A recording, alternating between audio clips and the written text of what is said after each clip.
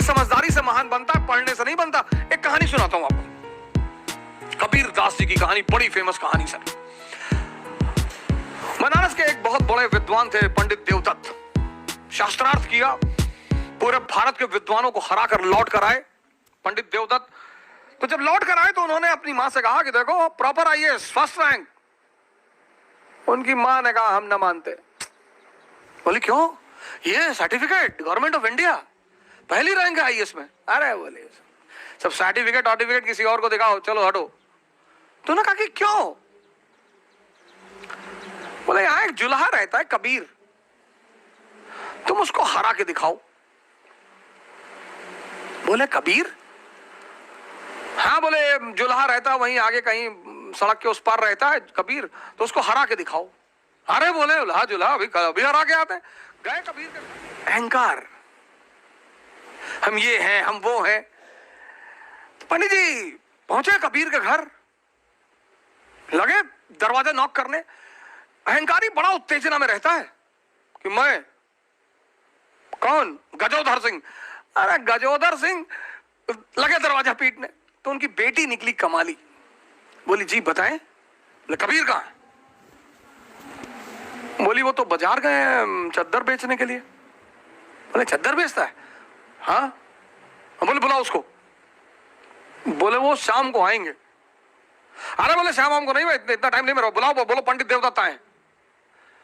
अरे बोली वो अब कहां जाए बुलाने, वो कहीं बेच रहे होंगे, अब शाम को आएंगे, आप आइएगा शाम।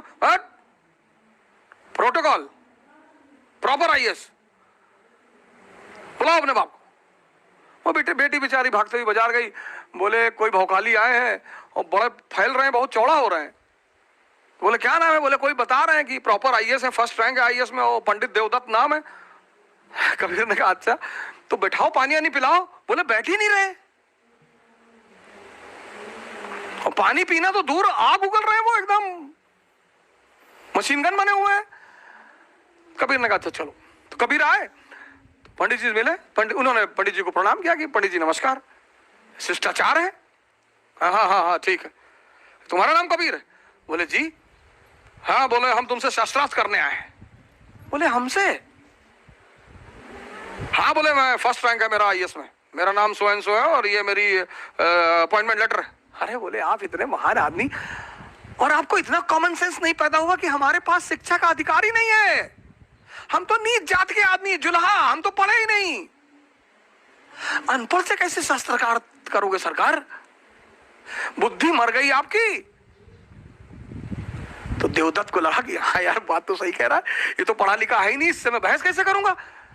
तो देवदत्त ने कहा तो तुम हारी मानते हो? बोले सरकार हम तो पहले से हारे। देवदत्त लौट के आया, बोला यार किसके यहां भेज दी थी मरा हुआ आदमी? जाके बताया हम गजोधर सिंह। लगा कांपने ऐसे ऐसे करके और पैर पकड़ लिया, रोने लगा, कहा भैया माफ कर दो। उसकी मां ने कहा मैं ना मानती, लिखा के लाओ। ऐसे तो ना मैं मानूंगी, लिखा के लाओ। लिखा के फिर आए पंडित जी, बोले लिख के दो। बोले पंडित जी आप कुछ प्रॉब्लम है आपको, जब मैं पढ़ा नहीं तो लिखो कैसे? फिर इनको बड़ी बेइज्जती महसूस हुई कि हाँ यार पढ़ा तो है नहीं। तो पंडित उन्होंने कहा आप लिख लो जो आपको लिखना हो। तो उन्होंने लिखा एक कागज पे कि मैं कबीर पंडित देवदत्त से शास्त्रार्थ में हार गया। बोले इस पर दस्तखत कर दो। अरे बोले भैया दस्तखत ना हो पाए, अंगूठा लगा देते हैं। बोले हाँ लगाओ लगाओ, जो भी लगा लगाओ, अंगूठा लगाओ। तो लगा के अंगूठा वो लेकर आए और कागज दिया अपनी मां को, आइए देखो अब मानती हो? तो मां ने कागज पढ़ा तो उसमें लिखा था कि मैं पंडित देवदत्त कबीर से शास्त्रार्थ में हार गया। तो मां हंसने लगी, बोली मुझे तो पता था कि तू हार जाएगा। पंडित जी बड़े सख्ते में आ गए, बोले अरे तो प्रिंटिंग मिस्टेक हो गया। फिर भाग के आए। तो कबीर ने कहा यार एक काम करो, 10-12 पेज में लिख लो, हम सब में अंगूठा लगा दे, बार बार आके परेशान ना करो, उनको चद्दर बेचने होता, खाने का टाइम है यार। तो पंडित जी 2-4 कागज में लिख लिया कि हम लिख के अंगूठा लगवा लिए। तो जितने कागज में लिखे ला के अपनी मां को दिए कि साहब ये है। उन हर कागज में लिखा हुआ था मैं पंडित देवदत्त कबीर से शास्त्रार्थ में हार गया। मामला बड़ा गंभीर हो गया, राजा के पास पहुंचा।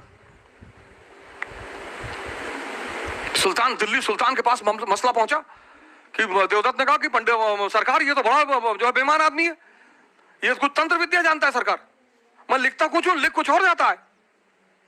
कहे मेरे सामने लिखो। तो पंडित जी ने लिखना शुरू किया कि मैं पंडित देवदत्त कबीर से हार गया। तो सुल्तान ने एक बारह तमाचा खींच, खुद ही गलत लिख रहे हो।